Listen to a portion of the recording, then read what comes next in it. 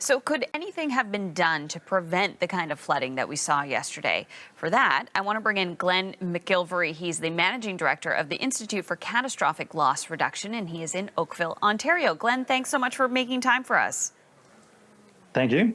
So when we see what happened yesterday with the flooding, whether it was in subway stations or Union Station where Angie just was, highways, did something go wrong with the infrastructure in the city for it not to have been able to handle this amount of rain? Well, I think what went wrong is a massive amount of rain in a very short period of time. And that's the kicker. It's the time. If we had the same amount of rain over a much longer period, we wouldn't be talking right now.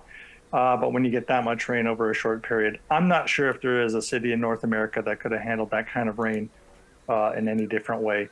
So I would say, this is kind of par for the course with an intense rainfall like this. The thing is it's not a one-off, right? I mean, Angie there was just talking about how we saw something similar in Toronto in 2013. So what is the city to do if it is, there's the possibility that this type of a rainfall can occur in such a limited time? Yeah, I should also mention, or you should also mention 2005 and 2019. We've seen several of these over the last few years. But I think Toronto's really pulled up its socks over the last, say, 15 years or so. They really come from behind in their weather master plan. We have to understand that the solutions to these heavy rainfall events are kind of medium to long term. They're capital intensive. They take a long time for the analysis, the planning, the environmental assessments, and then to actually do the work. And Toronto's doing the work. Maybe some may argue not in the places where they should be, but I think they're doing a fairly good job. It takes time. It takes a heck of a lot of capital. And in the meantime, our climate is changing.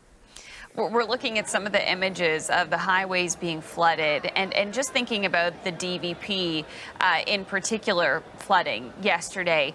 That's one in particular that the city has been trying to, target with its efforts to do some reworking of the a river that goes next to the DVP, so the Don River, so that it will not flood in the way that it did.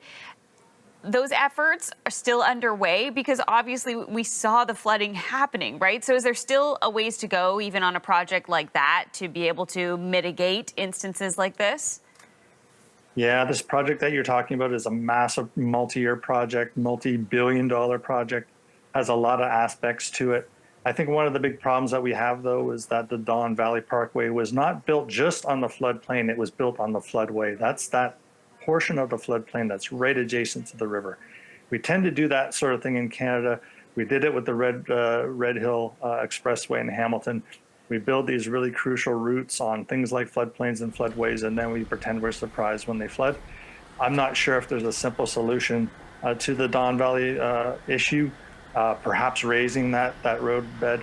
I'm not quite sure. This thing seems to flood several times a year, sometimes worse than others, like yesterday.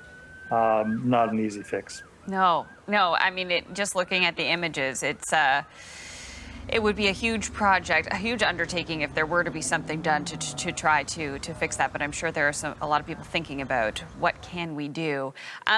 Another conversation that came up following this, an interesting one on the National last night with our chief correspondent, Adrian Arsenault, and the mayor, Olivia Chow. Adrian was asking her about Union Station. So it was just renovated, more than $800 million in renovations to Union Station. And yet, and this is the major transit hub for this city, and yet it flooded. And we saw images of a waterfall pouring down the steps of Union Station, but just Union Station itself was collecting water. Was there an opportunity missed here in the renovations to make sure that Union Station would be able to withstand something like this? I think you raise a very good point. A lot of Union Station, it looks great, but a lot of it is below grade now, and there are a lot of entry points for water. If you look at some places in the world that have really, really heavy downpours on a really regular basis, they've handled their rapid transit quite nicely by raising entry points to subway stairs and things of that nature. I think we may have missed an opportunity here. We saw, well, not quite the same thing in 2013, but pretty close. We're going to see it again. There's just so much pavement down there and so many entry points for the water. I'm afraid to say that we might have missed an opportunity to make that really key hub more resilient to extreme water. So unfortunate. Glenn, we'll have to leave it there, but I imagine if we're going to see it again, we may speak again as well. Thanks so much for your perspective today. Thank you. That's Glenn McGillivray. He's the managing director of the Institute for Catastrophic Loss Reduction.